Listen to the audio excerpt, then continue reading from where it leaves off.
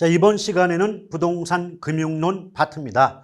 벌써 이 금융이다, 이 단어를 해석해 보면 자금을 융통한다, 자금을 조달한다 라고 해석해 볼 수가 있겠죠. 그래서 부동산 금융론은 기본적으로 부동산의 취득이라든지 개발이라든지 또는 투자에 필요한 여러 가지 자금을 대출 융통하는 과정을 의미한다라고 볼 수가 있겠습니다. 근데 이때 부동산 금융은 크게 부동산 자체가 토지와 주택으로 구분되다 보니까 부동산 금융 역시도 토지 금융과 주택 금융 두 가지로 나눠볼 수가 있어요. 근데 현실적으로 그 어떤 뉴스 같은 데도 보면은 뭐 주택 관련 대출이 어쩌고 저쩌고 이런 말은 들어보셨어도 토지 관련 대출 이런 말은 거의 못 들어보지 않았습니까? 맞죠? 그렇기 때문에 비록 부동산 금융이 토지 금융과 주택 금융으로 구분이 될지언정 부동산 금융의 핵심은 주택 금융이다라고 볼 수가 있겠어요. 또 주택 금융 역시도 누구에게 대출, 돈을 빌려주느냐에 따라서 주택 소비 금융과 주택 개발 금융으로 나눠볼 수가 있죠. 일단 무주택 서민, 내 집이 없는 소득이 낮은 분들에게 주택 구입에 필요한 자금의 대출이 이루어지는 경우를 주택 소비금융이다라고 말할 것이고, 또 주택 건설 업체나 개발업자에게 어떤 아파트 건설 등에 필요한 자금의 대출이 이루어지는 경우를 주택 개발금융이다라고 볼 수가 있겠습니다. 그래서 기본적으로 주택 소비금융, 소비자 붙으면 성격이 수요자 금융이 될 것이고, 주택 개발금융, 개발금융, 개발자 붙으면 성격상 공급자 금융에 해당이 된다. 이 정도만 일단 구분해 두시면 되겠습니다. 자, 그런데 부동산 금융의 종류를 구분할 때 지분금융, 부채금융, 메자닌금융 이 세 가지를 나눠볼 수 있거든요. 최근 들어왔을 때 네모칸 박스형 문제 내면서 다음 중에서 지분금융으로 옳게 연결된 걸 골라볼래? 또는 메자닌금융에 속하는 게 아닌 걸 구분해 볼래? 이런 식으로 지분, 부채, 메자닌금융의 종류를 정확히 구분하고 있는가를 물어보는 문제가 자주 출제되고 있다는 겁니다. 근데 제가 아까 그랬죠. 지분금융할 때 지분은 누구 돈? 내 돈, 자기 자본을 지분이라고 했던 거 기억나실 거고요. 또 부채는 남의 돈, 타인 자본을 의미한다라고 투자론에서 배우셨던 기억이 있지 않습니까? 맞죠? 그렇기 때문에 제목만 보더라도 지분자 붙었으니까 저건 뭔지 모르겠지만 자기 자본을 조달하는 금융수단이겠구나. 또 부채금융도 내용이 뭔지는 모르겠지만 부채자 붙었으니까 내 돈이 아니고 남의 돈 붙어 있으니까 타인 자본을 조달하는 금융수단이겠구나. 이 정도 예상은 가능할 수 있는 것 아니겠습니까? 맞죠? 그리고 어차피 내용을 물어보는 게 아니니까 크게 걱정하지 마시고 종류만 정확히 외워두시면 되지 않을까 싶습니다. 일단 지분금융은 종류상 신디케이트, 조인트 벤처, 리츠, 공모에 의한 증자, 부동산 펀드 등이 포함되기 때문에 신조 리증펀이라고 외워두시면 됩니다. 다시 한번 지분금융은 종류상 암기법 신조 리증펀이에요. 신디케이트, 조인트 벤처, 리츠인데 리츠는 이제 나중에 배울 때 부동산 투자 회사라고 배우시게 됩니다. 나중에 볼 거고, 또 증은 증자를 얘기하고요. 펀은 부동산 펀드를 의미합니다. 절대 시험에서 증자가 무슨 뜻이야? 부동산 펀드는 내용이 뭐야? 이렇게 물어보지 않아요. 걱정하지 마시고 신조 리증펀, 다시 한번 신디케이트, 조인트 벤처, 리츠, 증자, 펀드 이 다섯 가지는 부동산 금융의 분류상 지분금융에 속한다라고 그 정도만 알고 계시면 됩니다. 두 번째 부채금융은요, 종류가 워낙 많기 때문에 외우기가 어렵지만 대표적으로 MBS나 ABS, 저당대출, 신탁증서금융, 또 주택상환사채 등이 대표적인 부채금융에 해당이 돼요. 근데 메자닌 금융은 지분금융과 부채금융의 중간적 성격의 금융이거든요. 다른 말로 주식과 채권의 중간적 성격이라고 해석해 볼 수도 있죠. 역시 종류가 중요한데요. 암기법이 우선 신주인부터 찾고 후순위는 전화해라고 외우시면 돼요. 우선주가 나와 있죠. 우선주, 신주인부터 찾고 신주인수권부 사체가 돼요. 후순위 대출, 후순위는 전환사체, 전화해라고 보시면 됩니다. 우선 신주인부터 찾고 후순위는 전화해 이렇게 외워두시면 되겠죠. 어차피 이런 암기법이 가능한 이유는 내용을 물어보는 게 아니기 때문입니다. 아시겠죠? 자, 그 다음에 주택금융의 원칙도 있고 기능도 있지만 이건 참고 삼아서 살펴주시면 되는 거고 굳이 외우거나 할 필요까지는 없는 대목이에요. 또 가장 중요한 것 중에 하나가 바로 저당 상환 방식이죠. 왜 그럴까요? 어차피 금융이 뭐예요? 필요한 돈을 빌려온다면 빌려온 돈을 갚아야 될 거 아니겠습니까? 맞죠? 그러면 대출받은 돈을 상환하는 것, 저당과 상환은 한 묶음이 되겠죠. 여기서 말하는 저당은 저당 대출이에요. 그럼 대출 받았다면 상환, 빚을 갚아야 되는 게 아니겠습니까? 그렇죠. 그래서 금융론 문제에서 저당 상환 방식에 대해서 물어보지 않는다면 그런 문제는 금융론 문제가 아니겠죠. 반드시 출제가 된다라고 강조를 드리고 싶은 겁니다. 일단 금리에 따라서 어차피 금리, 이자율, 금리 이 말 들으면 뻔해요. 고정금리 아니면 변동금리 두 가지밖에 없지 않습니까? 맞죠? 그런데 여러분 생각해 봐요. 제목상 고정이자율, 그럼 금리가 고정돼 있다. 고정이 돼 있다는 건 중간에 바뀐다, 안 바뀐다? 안 바뀌어요. 그럼 대출 당시, 우리말로 돈을 빌릴 당시의 이자율이 만기 때까지 고정되어 동일하게 적용되는 상환 방식이 바로 뭐다? 고정이자율 저당대부 방식이다. 이렇게 볼 수가 있는 것이겠죠. 오케이? 그런데 여러분 생각해 보세요. 금리가 고정돼 있다면 인플레이션, 물가가 상승할 때 원래 물가 상승하잖아요. 그럼 아까 제가 뭐라 그랬죠? 화폐 가치, 돈 가치가 떨어진다고 하지 않았습니까? 맞죠? 그렇기 때문에 은행 입장에서 은행을 보통 대출기관이라고 합니다. 그럼 대출기관인 은행 입장에서는 인플레이션, 물가 상승 시에는 금리를 올려야 돼요. 금리를 올려야만 실질적인 이자 수입이 줄어들지가 않게 되는 겁니다. 자, 그런데 금리를 올려야 되는데 고정금리로 대출을 해 주었다면 중간에 금리를 올릴 수가 없을 거 아닙니까? 맞죠?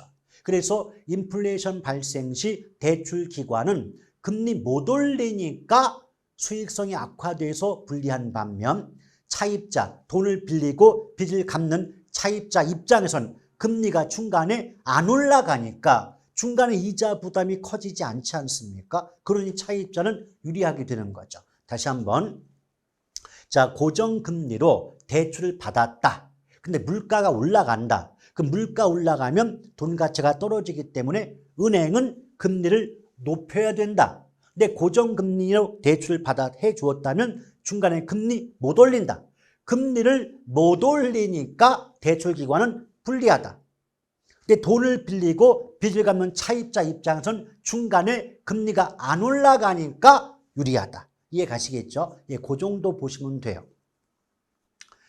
또 고정금리로 대출을 해 주었을 때 금리 하락기와 금리 상승기의 차이가 있습니다. 자, 쉽게 말하면 뭐냐면 대출 당시의 이자율이 있겠죠. 자, 대출, 돈을 빌릴 당시에 금리가 있을 거고 그 다음에 또 지금 자체의 금리가 있겠죠. 지금의 금리를 시장 이자율 이렇게 말할 수가 있습니다. 자, 그러면 예컨대 곰돌이가 하나은행에서 10%의 이자를 부담하고 돈을 빌려왔대요. 그런데 지금의 시장 금리가 5%에 불과하다는 거죠. 그럼 대출 당시보다 지금의 금리가 올라간 겁니까? 떨어진 겁니까? 금리가 떨어졌죠. 이런 경우를 금리 하락기라 그래요.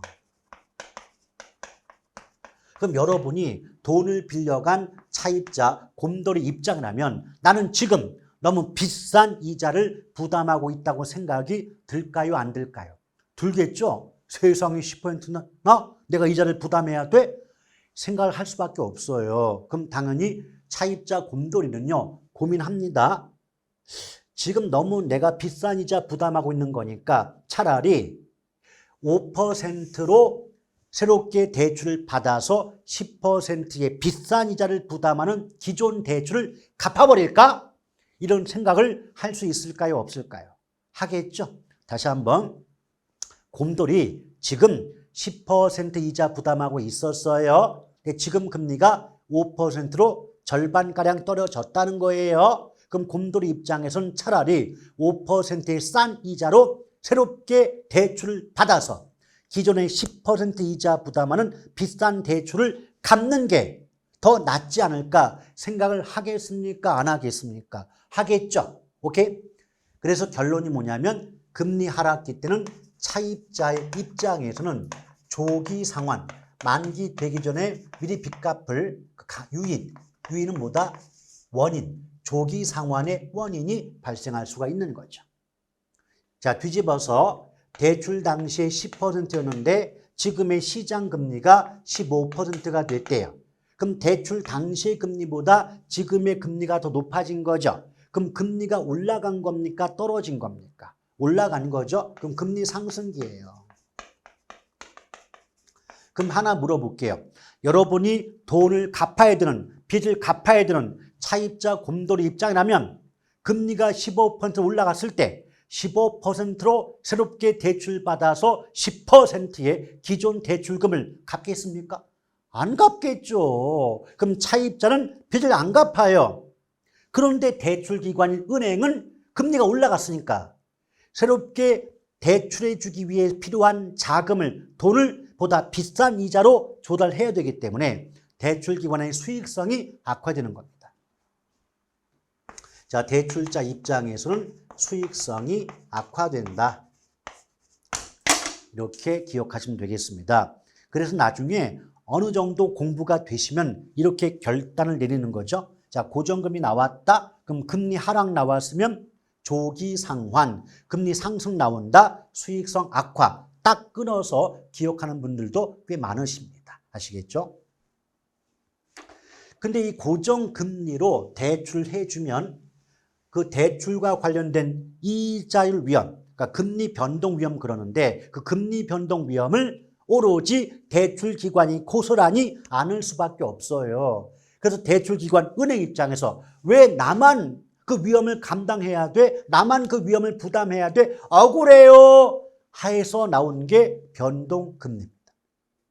그래서 변동금리는요. 자, 예컨대 대출 초기에, 대출 당시에 5%의 이자로 대출해 줬다. 근데 대출 기간 동안에 시장 상황이 바뀌어서 금리가 7%, 8% 올라갈 수 있다. 이렇게 바꿔주는 방법을 뭐라 그래요? 변동금리다. 아시겠죠? 근데 변동금리가 되면요. 은행 입장에서는 금리를 높임으로써 실질적인 이자 수입이 줄어드는 걸 막을 수 있겠지만 또 돈을 빌려간 차입자 입장에서는 내가 빌릴 당시보다 금리가 올라가니까 이자 부담이 커진단 말이에요. 아시겠죠?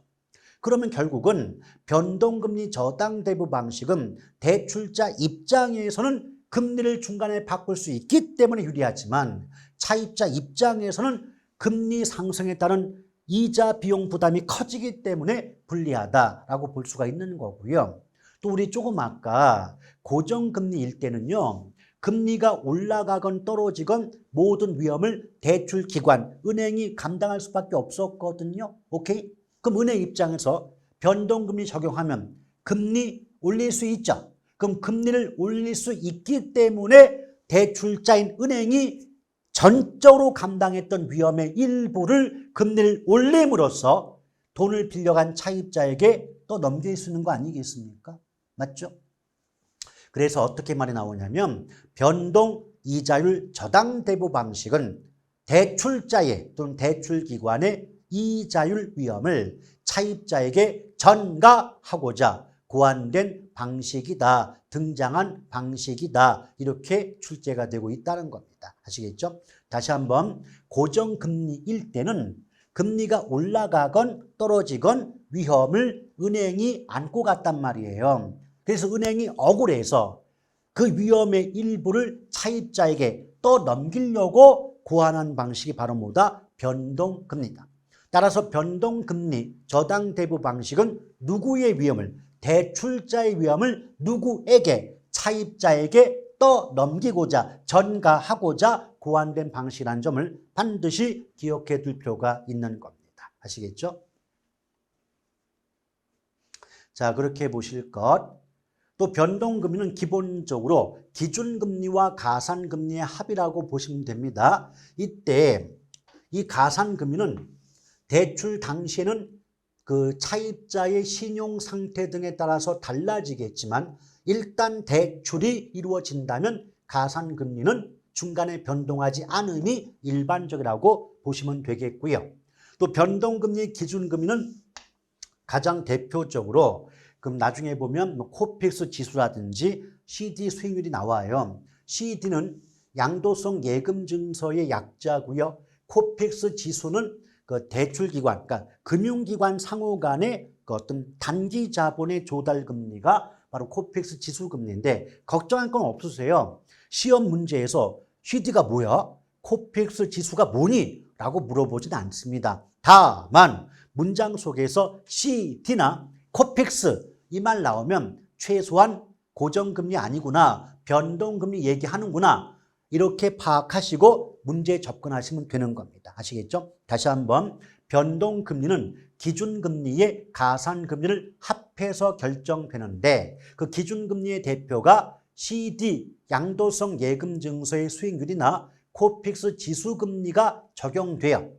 근데 절대 내용 물어보지 않으니까 걱정할 거 없고 문장 속에서, 지문 속에서 CD나 코픽스란 말이 나오면 아, 얘는 변동금리 물어보는구나 라고 생각하시고 문제 풀어내시면 되는 겁니다. 아시겠죠?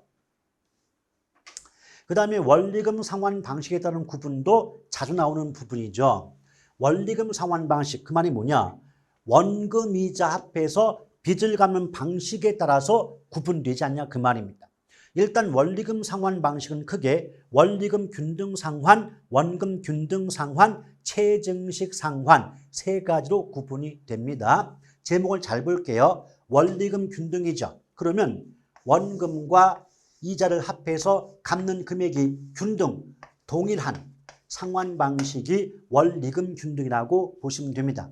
예를 든다면 자, 은행에서 예컨대 1억을 10% 이자율로 30년 만기로 대출을 받았다라고 가정해 보자 이거예요. 근데 첫 번째 달에 원금이자 합해서 내가 100만 원을 갚는다. 100만 원 갚는다면 두 번째 달에도 원금이자 합해서 100만 원을 갚는 것이고 그래서 마지막 달까지도 만기가 되는 그날 마지막 달까지도 역시 원금이자 합해서 100만 원씩을 갚는 방식이 원리금 균등이에요. 제목만 잘 보시면 돼요. 원리금 균등이다. 그럼 원금과 이자를 합산한 금액이 매 기간 동일한 상환 방식이 원리금 균등이다. 이해되시겠죠? 근데 여러분 생각해 보세요. 아니 그러면 첫 달에도 100이고 마지막 달까지도 다달이 똑같이 100만 원씩의 금액을 갚는다면 빚을 갚는 차입자 입장에서 이번 달에는 얼마 빚을 갚아야 되지? 이런 생각과 고민을 할 필요가 있어요? 없어요? 없어요. 한 번 100이면 영원한 100이니까. 아시겠죠? 그럼 그만큼 원리금 균등은 차입자 입장에서 계산이 쉬울까요? 어려울까요? 계산 쉽다는 거죠. 이해가 쉬울까요? 어려울까요? 이해가 쉽다는 거죠. 오케이? 그래서 예쁘게 말하면 원리금 균등 상환 방식은 매기에, 이때 매기라는 말은 상환 조건에 따라서 매월일 수도 있고 매년일 수도 있는 겁니다. 그럼 매기에 원리금 상환액이 일정함으로, 동일함으로 계산이 간편하고 이해가 용이하다. 이렇게 말하고 있는 것뿐이에요. 아무것도 아니에요. 아시겠죠? 그런데 한 가지 조심할 게 있어요. 비록 100만 원의 금액은 똑같다 할지라도 이 100만 원의 금액 속에서 이자의 비중과 원금 갚는 금액의 비중은 달라진다는 거죠. 그래서 초기에는 이자 비중이 높아요. 그만큼 원금 상환액의 비중이 작아지겠죠. 근데 후기로 갈수록 이자 비중은 작아지면서 원금 상환액의 비중이 커진다. 이 점을 꼭 기억하시길 바랍니다. 이 말이 뭐냐면 무슨 상환 방식이든 간에 관계없이 이자는요, 잔액과 연결돼요. 잔액. 그럼 잔액이 많을수록 이자가 많아지거든요. 이해 가시겠죠? 근데 여러분, 첫 달, 두 번째 달, 세 번째 달 원금 갚는다 한들 갚는 금액이 많을까요? 갚지 못하고 남은 잔액이 많을까요? 초기에는. 아무리 많이 갚아도 잔액이 많을 수밖에 없어요. 초창기에는. 이해 가시겠습니까? 그러면 잔액이 많이 남게 되니까 초기에는 100만 원 중에서 이자액의 비중이 훨씬 높을 수밖에 없어요. 자, 극단적인 예를 들어볼게요. 첫 달에 100만 원 속에 이자가 90만 원이면 원금은 10만 원에 불과하다는 거죠. 이건 하나의 예일 뿐입니다. 이해를 돕고자.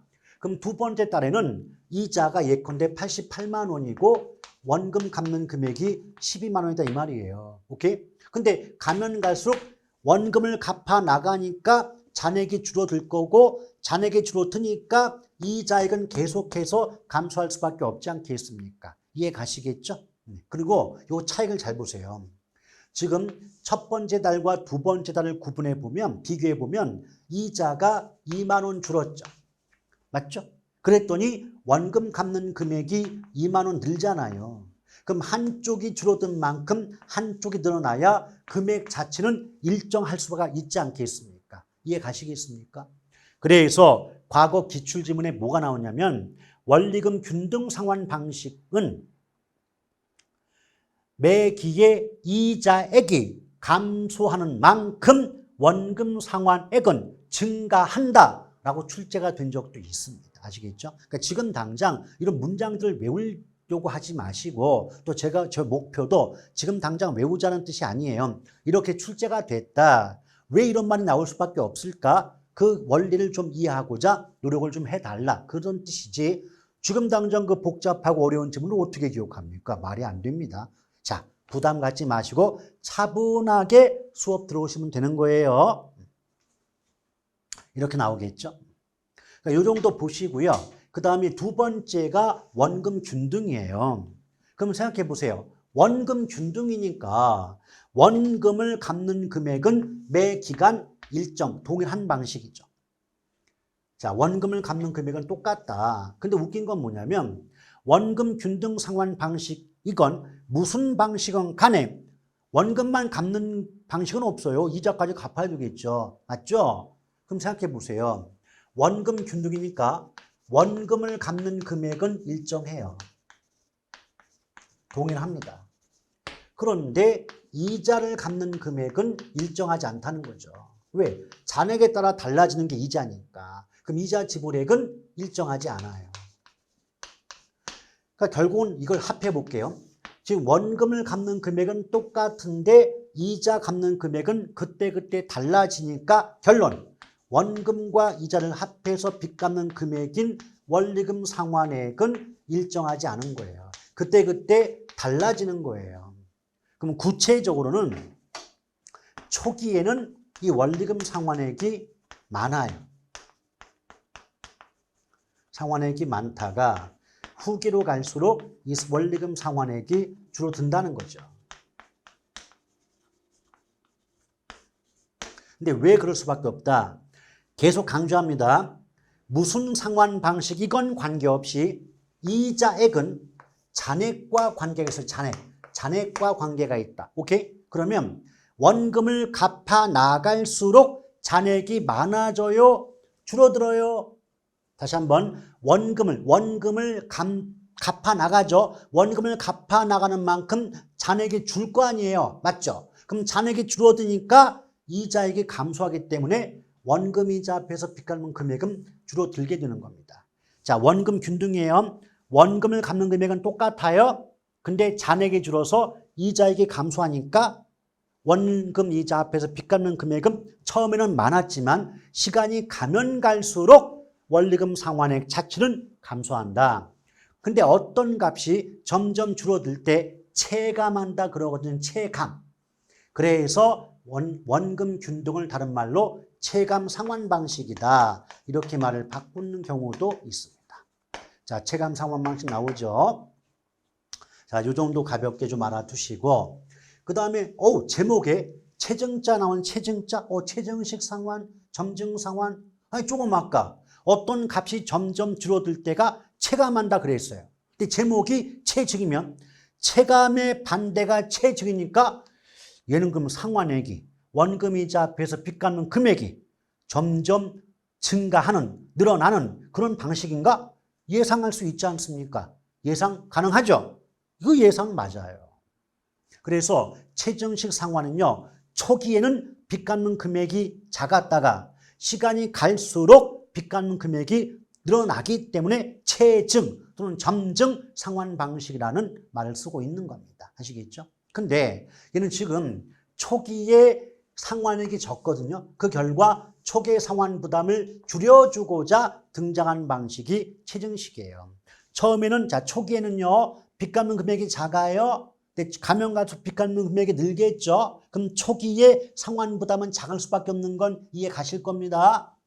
그럼 상대적으로 소득이 낮았던 사회초년생, 젊은 계층, 신혼부부 등에 적합한 방식이에요. 왜? 이제 막 회사에 들어갔는데 뭐 하는 돈이 뭐 있겠습니까? 또 뭐 급여가 많겠습니까? 아니잖아요. 맞죠? 그런데 그 사회초년생들도 시간이 지나면 뭐 대리되고 과장되고 차장, 부장 되는 게 아니겠습니까? 그럼 시간이 갈수록 소득이 늘겠죠. 그럼 소득이 늘어남에 따라서 빚 갚는 금액, 상환액도 증가하게끔 하는 방식이 체증식 상환이에요. 그래서 상대적으로 소득이 낮은 차입자에게 유리하다 또는 장래 소득이 증가할 것으로 예상되는 차입자에게 적합하다. 이런 식의 문장이 나올 수밖에 없는 겁니다. 이해되시겠습니까? 자, 이 정도만 알아두시면 될 것 같습니다. 구체적 내용 설명은 어차피 본 수업이에요.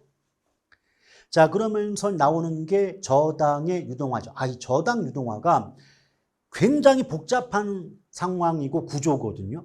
정말 복잡해요. 작년 34회 시험에서도 저당 유동화라기보다는 자산 유동화 관련해갖고 채권 시장의 구조까지 물어본 문제가 2문제 나오는 바람에 우리 수험생들이 기겁을 해갖고 시험을 망쳤던 그런 내용들이거든요.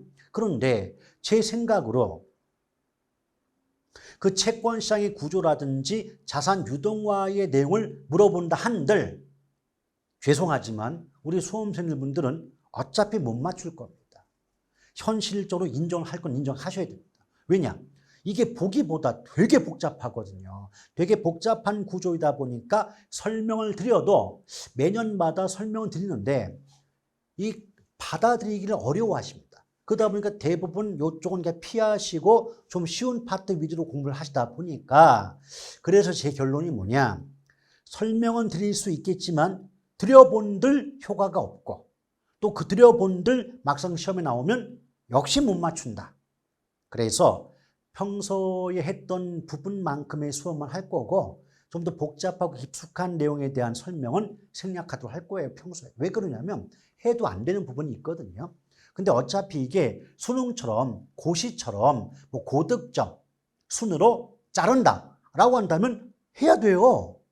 그런데 우린 절대평가고 60점 이상만 맞으면 합격하는 시험 아니겠습니까? 맞죠? 그럼 복잡하고 어려운 문제는 너무 복잡한 건 좀 옆에 배척해 두고 그나마 좀 풀 수 있는 문제만 집중하신다면 합격은 되실 수 있지 않습니까? 그렇죠? 근데 굳이 어려운 걸 찾아가면서 하실 필요까지는 없지 않겠나? 그 말씀 드리고 싶어요.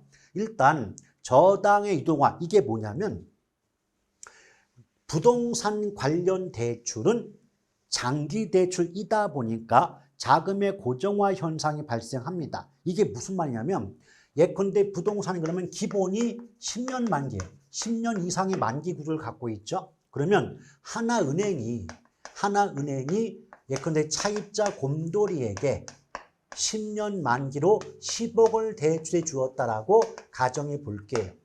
그러면 만기가 10년이다 보니까 우리 식으로 말을 바꾸면 차입자 곰돌이는 10년 동안 10억을 갚으면 되는 거에 맞죠. 물론 이자까지 쳐가지고 말이죠. 근데 돈을 빌려주는 대출기관, 대출자 입장에선 한 번 목돈을 빌려주게 되면 만기가 10년이니까 10년까지는 목돈이 완벽히 회수되는 건 아니지 않습니까? 맞죠? 그래서 오랜 기간 동안 목돈이 묶여서 움직이지 않는다. 이런 현상을 예쁘게 만들면 자금의 고정화 현상이 발생한다, 나타난다 라고 얘기하고 있는 겁니다. 아시겠죠?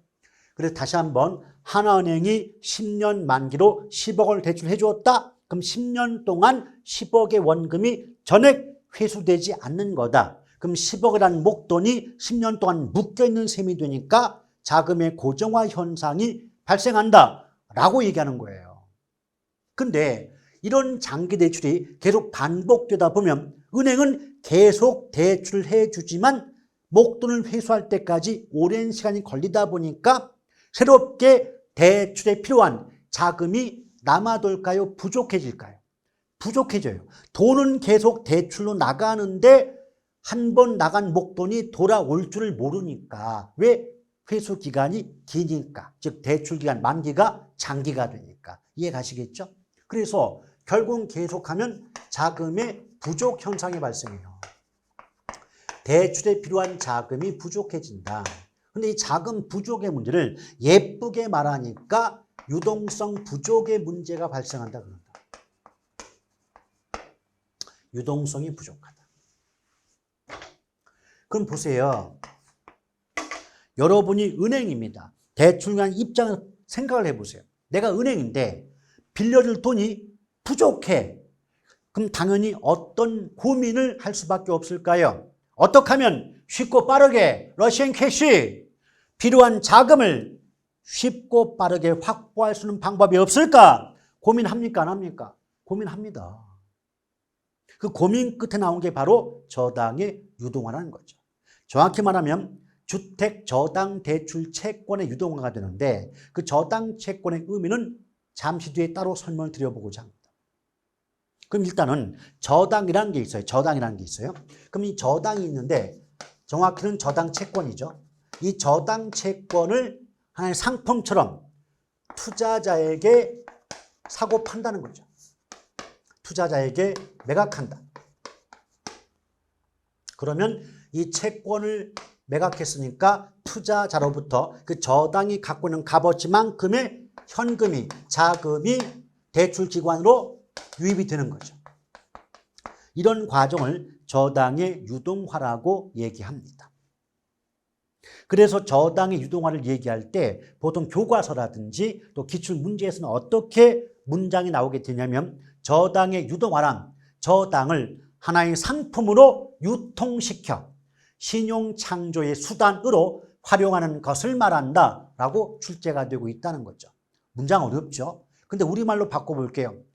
상품으로 저당을 하나의 상품으로 유통시킨다. 우리말로 바꾸면 저당이라는 것을 상품처럼 사고 파는 물건으로 유통시킨다. 사고 판다. 거래한다는 의미가 돼요. 사고 파는 거래를 통해서 부족한 자금을 확보한다. 신용창조의 수단으로 활용. 우리말로 부족한 자금의 확보 수단. 이렇게 말을 바꿔주면 돼요.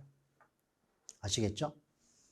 자, 그래서 이 부분을 요 1, 2번 있잖아요. 이렇게 우리 저 손가락 표시까지 합해갖고 이 세 가지를 묶어볼 테니까 잘 들어보시죠. 자, 부동산 관련 대출은 기본이 10년 이상의 장기 대출이니까 대출 기관인 은행 입장에선 한 번 목돈을 빌려주게 되면 그 목돈이 돌아올 줄을 모른다. 그래서 오랜 기간 동안 목돈이 묶여있다. 이걸 자금의 고정화 현상이라고 얘기한다. 이해됨? 그럴 때 이런 장기 대출이 계속 반복해서 이루어진다면 은행 입장에선 새롭게 대출해줄 자금이 돈이 남아돈다, 부족하다, 부족해진다. 이 대출 자금의 부족을 예쁘게 말하면 유동성 부족의 문제가 발생한다. 이해됨? 그럴 때 그 저당이라는 것을 설명 나중에 합니다. 저당이라는 것을 마치 상품처럼 사고 파는 거래를 통해서 투자자에게 팔아넘길 수만 있다면 투자자로부터 대출에 필요한 자금이 유입될 수 있지 않느냐. 이 부분을 새로운 신용창조의 수단으로 활용한다라고 표현하고 있는 겁니다. 아시겠죠? 그러니까 막상 설명을 듣고 보면 그런 거구나. 어느 정도 이해가 되는데 문장을 듣게 되면 아니 무슨 그렇게 어려운 말을 쓰고 있어? 생각이 드시죠?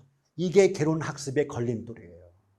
그러니까 막상 수업을 듣고 설명 들으면 이해가 그렇게 어렵진 않아요. 근데 문제는 지문 자체가 어렵게 나오니까 좀 쉽게 말하면 뭐 전문 용어 써가면서 용령 죽겠지 못 알아듣겠지 이렇게 등장하기 때문에 이 점 때문에 개론이 어렵다, 힘들어 죽겠다, 개론 없는 세상에 살고 싶다 이런 말씀을 하고 계신 겁니다. 근데 어떡합니까? 문제가 그렇게 출제가 되는 것을 어쩔 수 없죠.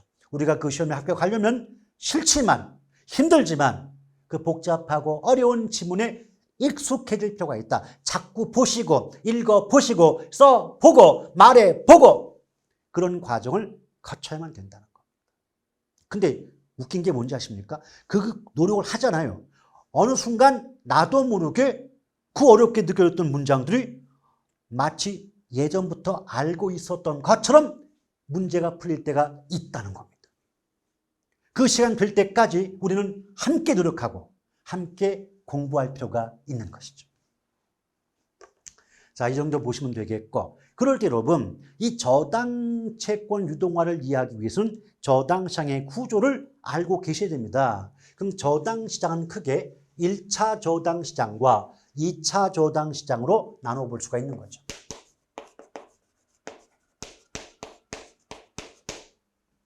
자, 1차 저당 시장과 2차 저당 시장으로 구분이 됩니다. 근데 그 내용을 따져보기 전에 말이죠.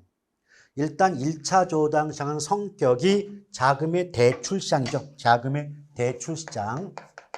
이에 비해서 2차 저당 시장은 투자자로부터 자금을 모아서 돈이 필요한 금융기관에 공급해주는 역할을 하기 때문에 2차 저당 시장의 성격은 자금의 공급 시장이에요.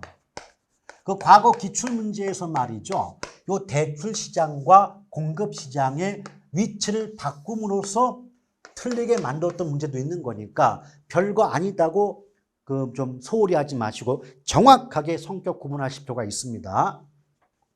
그럼 1차 저당 시장이 뭐냐? 하나 물어볼게요, 여러분. 여러분 왜 그 뭐 주택 구입이 됐건 뭐가 됐건 돈이 필요한데 돈이 부족해요. 그럼 돈이 부족하면 1차적으로 시중의 금융기관, 은행 찾아가서 뭔가 담보 맡기고 대출 받지 않나요? 맞죠? 그럼 무엇인가 담보를 맡기고 대출 받는다 은행으로부터 이 시장을 1차 저당 시장이라는 말을 씁니다. 그래서 1차 저당 시장은 자금의 수요자와 자금의 공급자로 구성된 시장이라는 말을 써요. 근데 자금의 수요자가 뭐다? 돈이 필요한 사람이죠. 돈이 필요하니까 무엇인가를 담보로 맡기고 돈을 빌릴 거 아닙니까? 맞죠? 그래서 얘를 우리식으로 말을 바꾸면 차입자가 돼요. 차입자. 그런데 자금의 공급자는 말 그대로 돈을 공급해 주는 거잖아요. 그럼 돈을 공급해 주는 거니까 돈을 빌려주는 입장이 되기 때문에 대출자가 되죠. 물론 대출자, 이 말 대신에 대출기관이라고 해도 전혀 관계는 없는 거고요. 아시겠죠?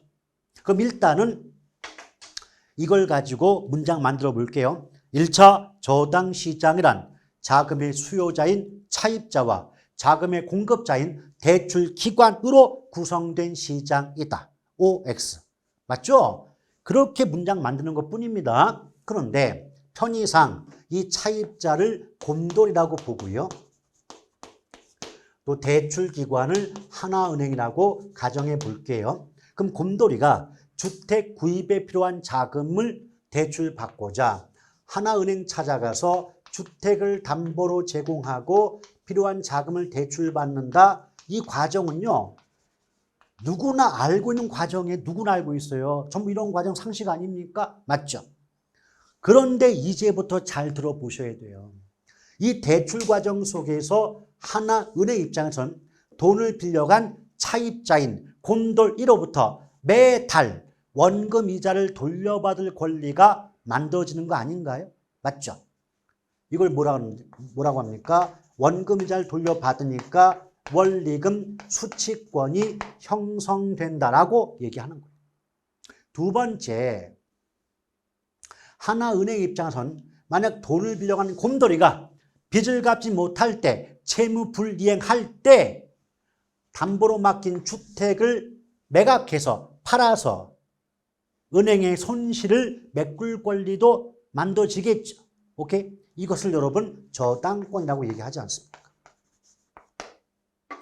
그러면 대출 과정 속에서 대출 기관인 하나은행 입장에서 다달이 원금과 이자를 받아먹을 권리와 더불어 돈을 빌려간 곰돌이가 빚을 갚지 못할 때 담보로 맡긴 주택을 팔아서 은행의 손실을 메꿀 권리가 만들어진다는 건 어렵지 않지 않습니까? 맞죠?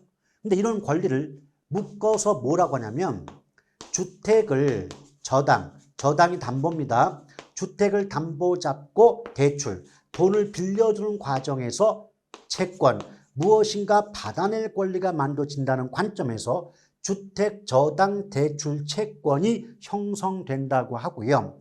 이 단어가 너무 길다 보니까 주택과 대출 빼고 저당 채권이 형성된다라고 얘기합니다. 물론 이때 채권자도 빼고 그냥 저당하는 경우도 많죠.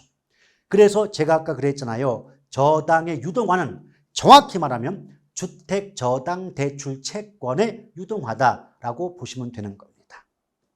일단 2차를 하기 전에 1차 다시 한번 깔끔하게 정리해 볼게요. 1차 저당 시장이란 자금의 수요자인 차입자와 자금의 공급자인 대출기관으로 형성된 시장으로서 저당 채권이 형성되는 시장이다라고 볼 수 있겠습니까? 맞죠? 그런데 아까 우리 저당 유동화의 뜻이 뭐라 했죠? 저당을 사고 팔아서 부족한 자금을 확보하는 과정이 저당 유동화인데 1차 저당장은 저당 채권이 만들어지는 시장이지 아직 사고 파는 거래가 이루어지고 있는 건 아니지 않습니까? 맞죠? 그럼 예상해 보건대 1차와 2차 나눠지는데 1차는 사고 팔질 않아. 그럼 저당 채권을 사고 파는 건 2차가 되겠군. 따라서 저당 유동화의 결정적 역할, 핵심적 역할은 2차 저당 시장이 담당한다, 수행한다 이런 말이 나올 수 있겠구나 예측해 볼 수 있지 않겠습니까? 맞죠? 일단 2차 저당 시장은요. 잘 보세요. 이때 이제 1차 저당 시장의 대출 기관을 편의상 1차 대출 기관이라고 얘기합니다. 1차 대출 기관. 이렇게 있고요. 두 번째가 2차 저당 시장의 대출 기관이 있죠. 얘를 2차 대출 기관 그래요. 우리나라에서 그 2차 대출 기관의 역할을 담당하고 있는 게 한국주택금융공사에 해당합니다. 주택금융공사죠. 자, 주택금융공사가 이 유동화를 담당하고 있거나 또는 스페셜 퍼포스 컴퍼니 특수 목적 회사입니다. SPC라고 얘기를 하고 있죠. 이런 2차 대출 기관이 또 하나 있을 거고요.